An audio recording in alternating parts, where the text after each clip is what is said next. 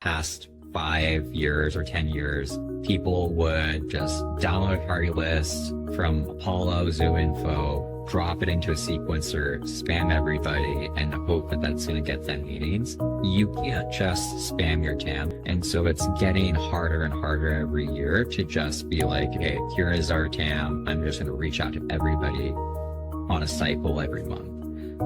Everyone's done the playbook, and so it doesn't work as well anymore. That's why we create content. That's why we're trying to get smarter in terms of how we identify who might be in market, who's interested in stuff. And so we work with a lot of companies where they've saturated email, cold calling, and it's not one volume game. Instead, they're now focused on figuring out, how do I identify people who actually want to talk to me?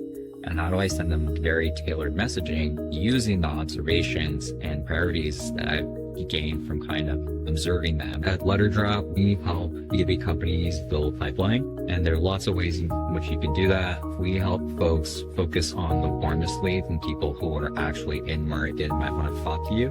And we find that by looking through conversations that are happening publicly online, conversations that are buried in your CRM and past calls. We pull all that data, segment buyers, and help you craft very personalized outreach so that you can build extra pipeline without a lot of extra headcount or work. I think there are a couple components to a really good outbound message. The first thing is... Thanks for joining Parthi, Loganathan, the founder and CEO of Letterdrop. Thank you for joining the Startup Growth Podcast. Thanks for having me. Awesome. Would love to start out with, tell us a little bit more about Letterdrop and what type of users you're working with today. Yeah, so at Letterdrop, we help B2B companies build pipeline, and there are lots of ways in which you can do that. We help folks focus on the warmest leads and people who are actually in market and might want to talk to you. And we find that by looking through conversations that are happening publicly online, conversations that are buried in your CRM and past calls. We pull all that data, segment buyers, and help you craft very personalized outreach so that you can build extra pipeline without a lot of extra headcount or work. Amazing. And what type of users love Letterdrop? Definitely selling to companies where definitely B2B sales-led motions, and you can't just spam your TAM. I think over the past 5 years or 10 years, people would just download a party list from Apollo, ZooInfo, drop it into a sequencer, spam everybody, and hope that that's going to get them meetings. Everyone's done the playbook, and so it doesn't work as well anymore. That's why we create content. That's why we're trying to get smarter in terms of how we identify who might be in market, who's interested in stuff. Mm-hmm. And so we work with a lot of companies where they've saturated email, cold calling, and it's not one volume game. Instead, they're now focused on figuring out, how do I identify people who actually want to talk to me? And how do I send them very tailored messaging using the observations and priorities that I've gained from kind of observing them? I don't want to say it that way, but yes. So that I can write a very tailored message and hit them at the right moment.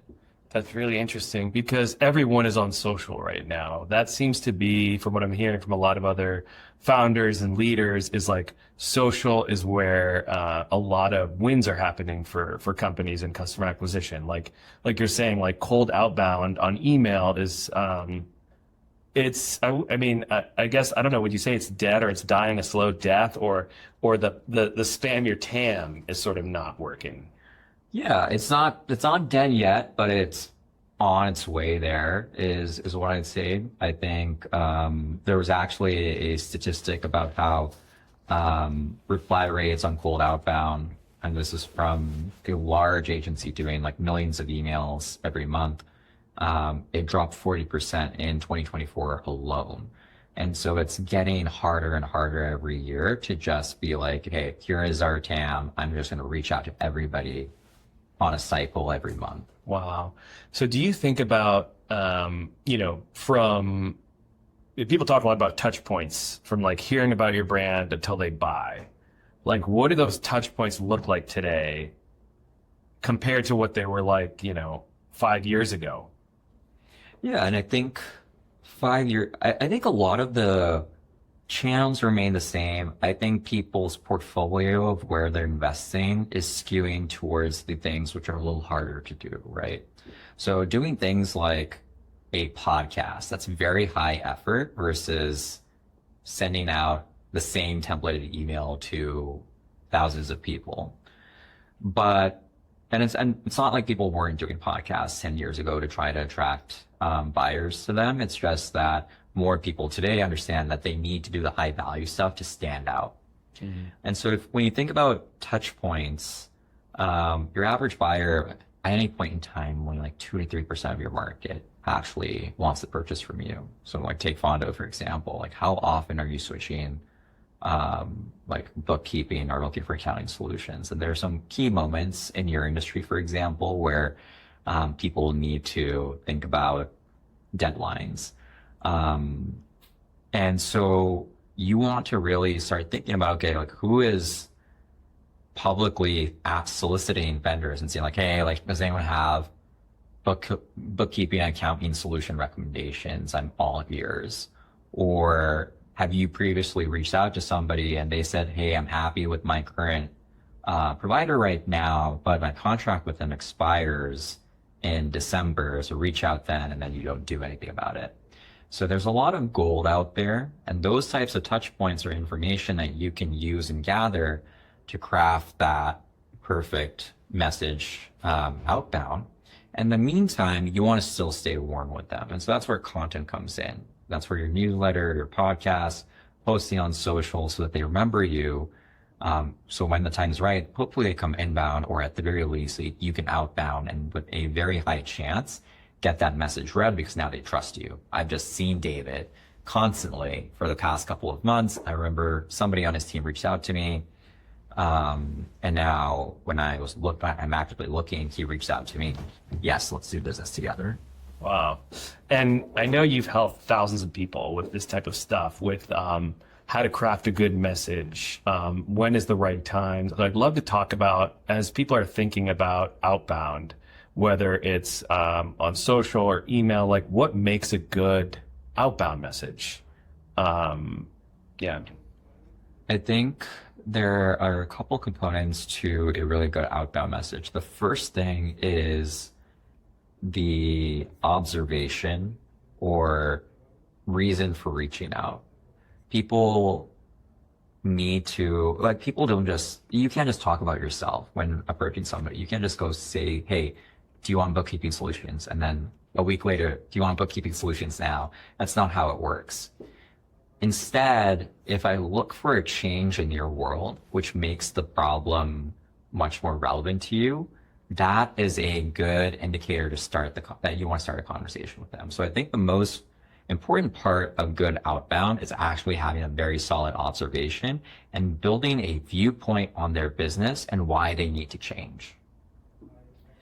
The second part of good outbound, I'd say, is poking the bear. Like, people have millions of problems. They have lots of priorities.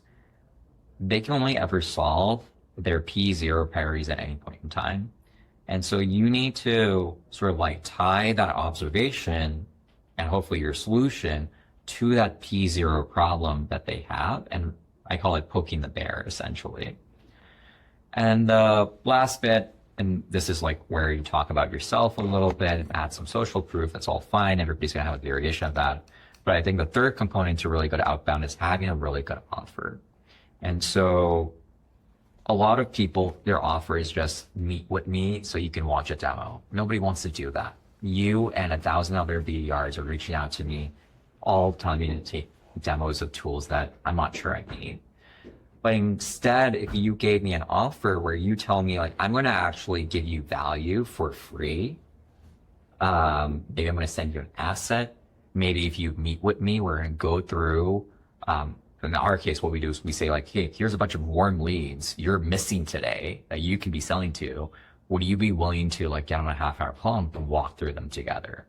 Or in your case, I know you offer to do people polls, like, franchise taxes, or you give them a list of VCs, just you're helpful to people, right? So when you add value, people are much more likely to want to meet with you, as opposed to just get on a meeting where it's not clear that they're going to benefit from it. So those are the three components of good outbound: observation, P0 problem, and then a good offer. Yeah, it's crazy how many people don't think about it that way. I mean, I think that was a good reminder to me as I'm doing outbound, like, think about these things, because it seems so obvious as you say them, but yeah, people can only solve their P0 problem at any given time. And that P0 problem changes as they knock that last one off their list. That's really interesting. All right. So, but Letterdrop didn't start solving this problem for companies. It's been a journey, and you built a lot of different tools and startups along the way. So would love to just go back to before you became a founder and when you did Y Combinator. Yeah, absolutely. So for the audience, some context, David was actually my startup mentor, I think, via a first rounds startup mentor program or something along those lines. So that's how we actually met. And this was even before I had applied to YC. So I think for context, I used to work at Google as a product manager over there. I was on the search team, was on what's now called Workspaces, used to be called G Suite.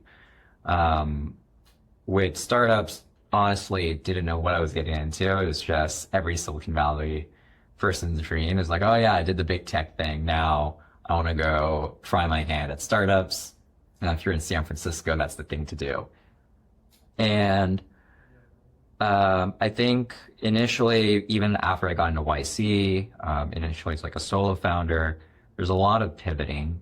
And I think for a lot of folks early on, especially when you're good at building and like maybe you're like okay at selling, it seems like you can kind of work on any problem. And so I had a lot of time where I was just iterating through lots and lots of different spaces.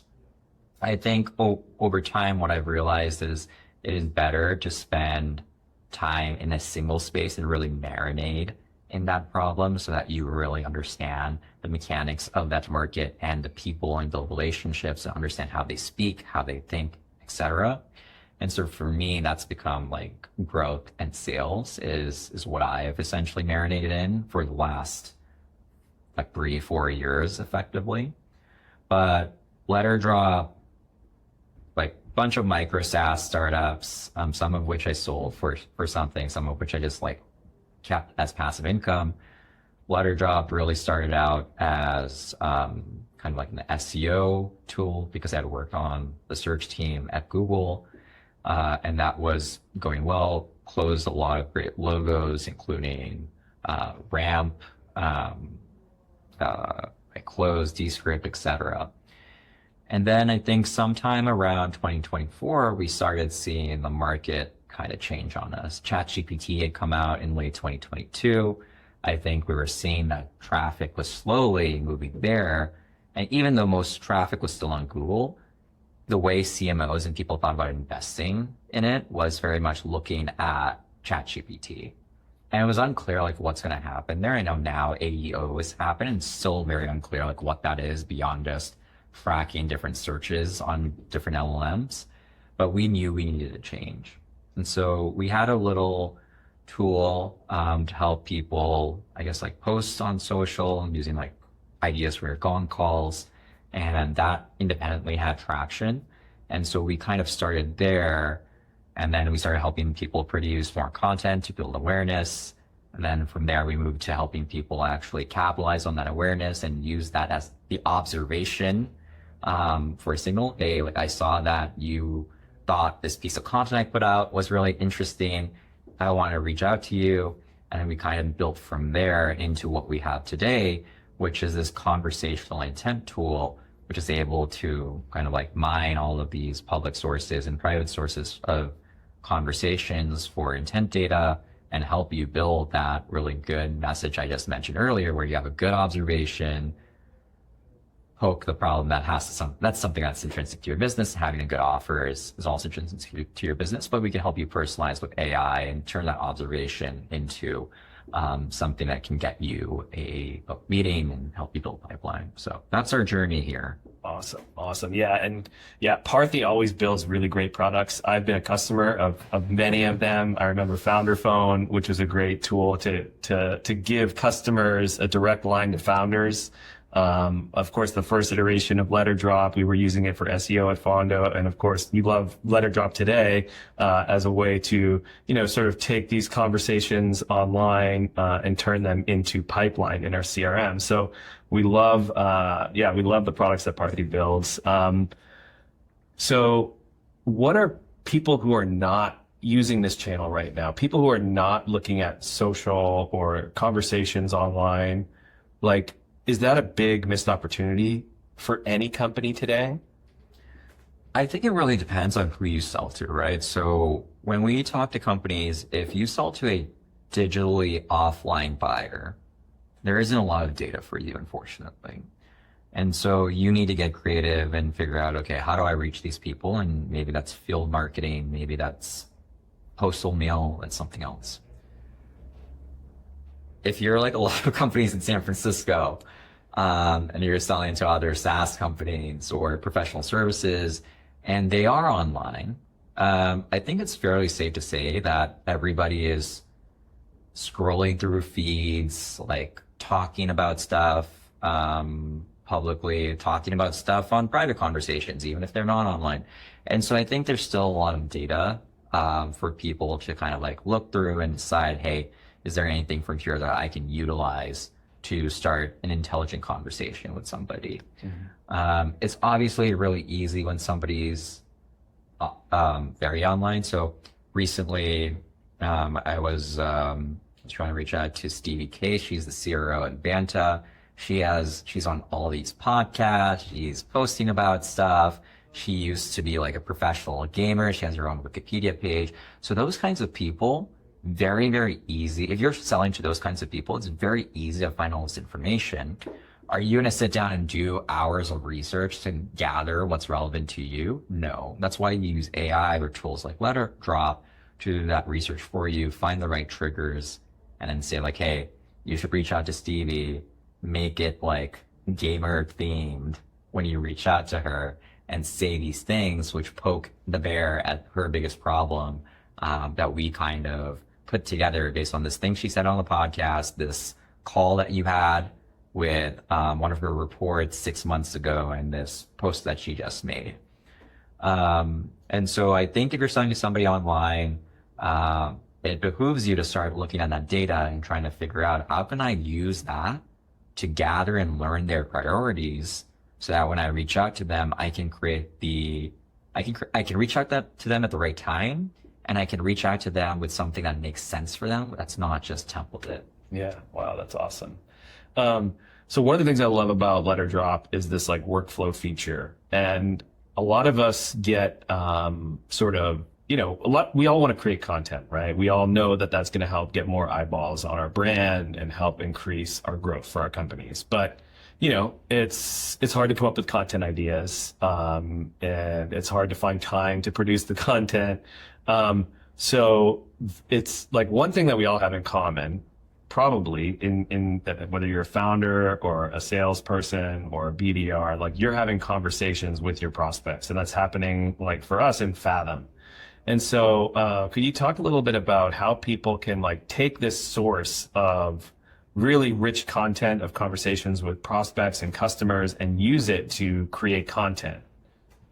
Yeah, so this was kind of one of the features from our old product that kickstarted our new product, but we were trying to figure out, hey, everybody's just regurgitating the same garbage over and over again online, and it sounds like an echo chamber.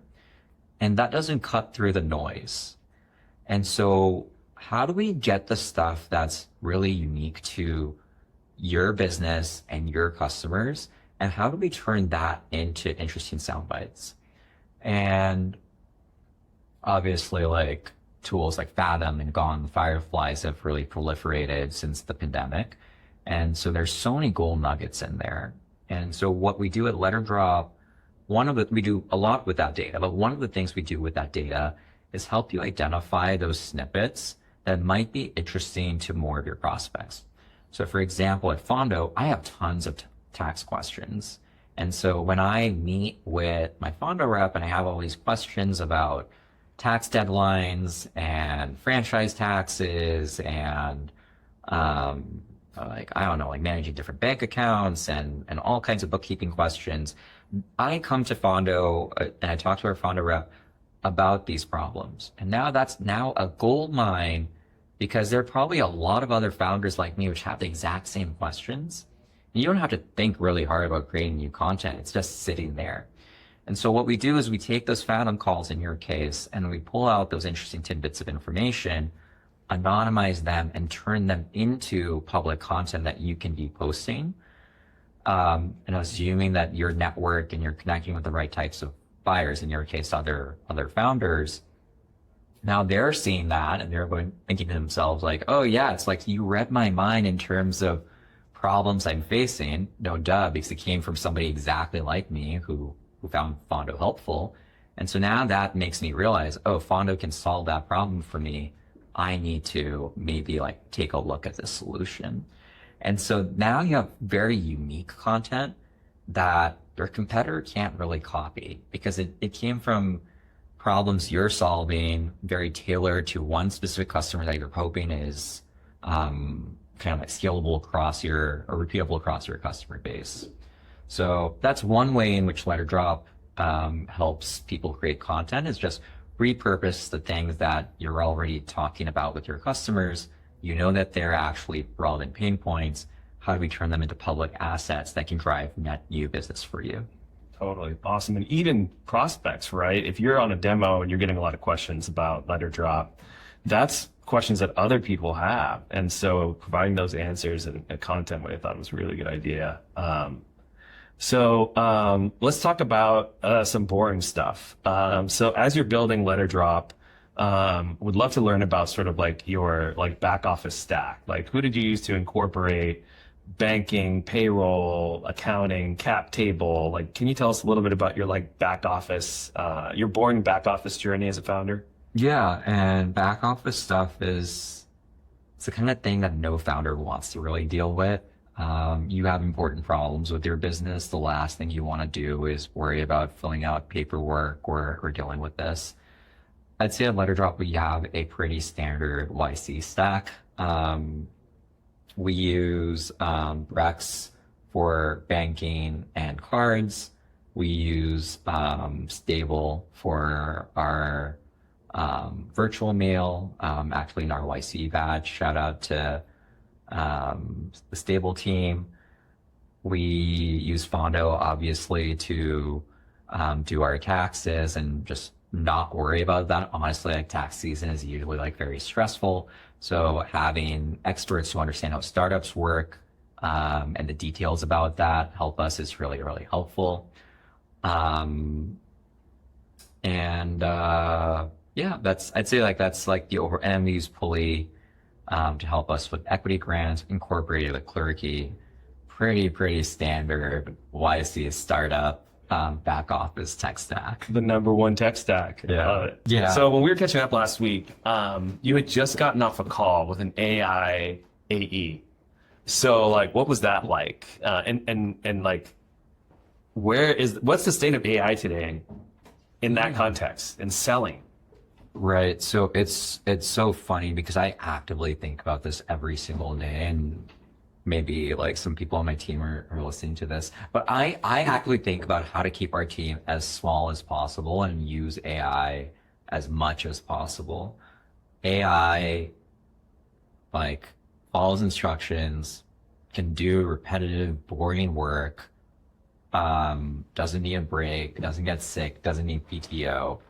And quite frankly, like people don't want to do that work. So why force them to do it, right? And I think I just gotten off a demo, for example, where I was talking to an AI AE, it got on the Zoom call with me. It would talk to me. It pulled up a screen where it was screen sharing like their product, and it would go click around. It would explain what it's doing as it's clicking around. If I wanted to stop it and tell it like, actually, I want to like learn more about that feature, it would go pivot and then click on that new feature. And so I was thinking to myself, for like low value transactional sales where you can kind of let the customer dictate what they want to see, and you don't need a human to sort of like poke and prod and like bring them to the right level, which you do need for more enterprise type sales. This is the greatest product ever. And I've been on demos for transactional products with actual human beings who did a worse job than that AI. And I was thinking to myself, yeah, a lot of jobs are going to disappear. And I think it's for the better, because like people were worse at those jobs. They're probably like meant to do something else that better suits their skill set and their interests.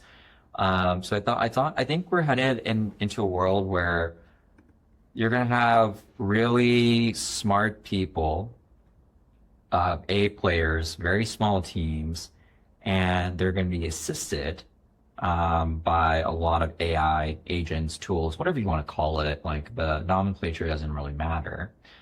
And then that begs the question of like, what does everybody else do? Everybody needs to become an A player at something if you want to have a job.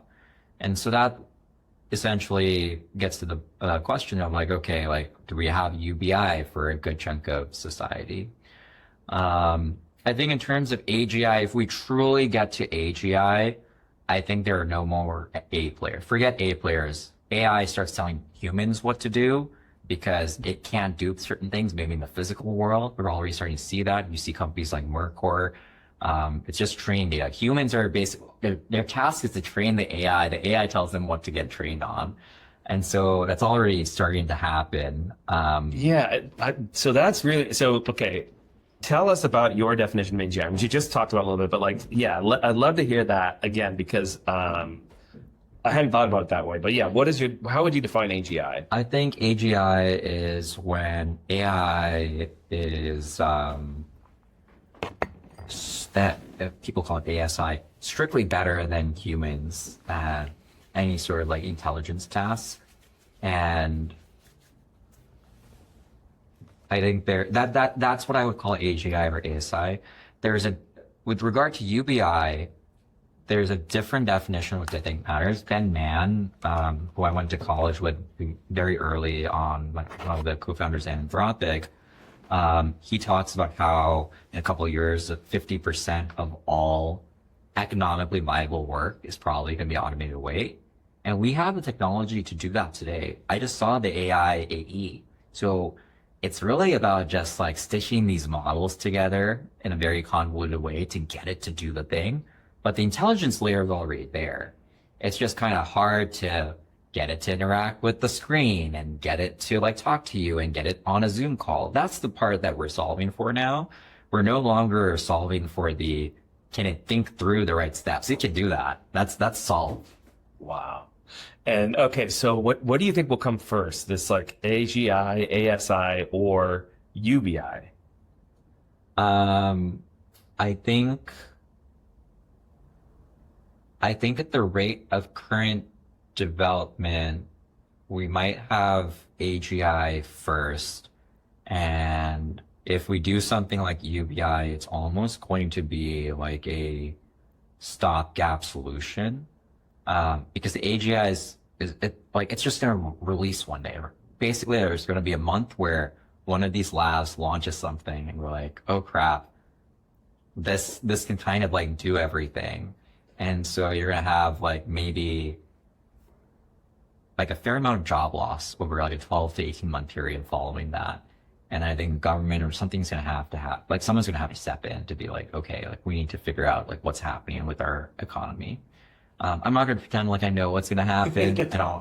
Don't take anything I say as a proper prediction. Maybe like people figure out that there's other jobs that we can do, but if things head the way they are, like white collar work as we know it is probably going to disappear. And it's probably going to happen in the next like 6 or 7 years. Wow. Awesome, Parthi. So as part of the tradition now, what question should we ask the next guest?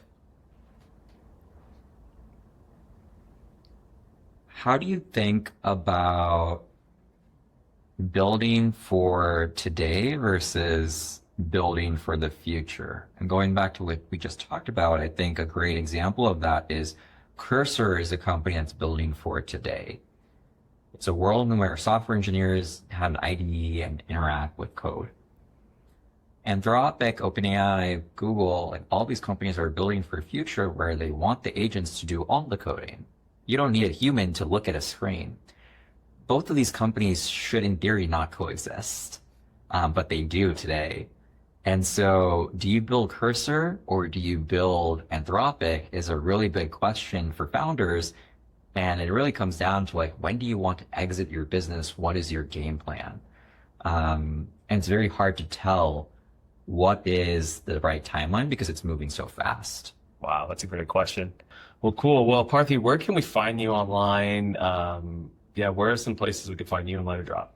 Yeah, LinkedIn is probably like the best place to find me. I'm also on Twitter, but I talk a lot about growth and business on LinkedIn. So just search for Parthi Loganathan or Parthi Letterdrop on LinkedIn. You should be able to find me.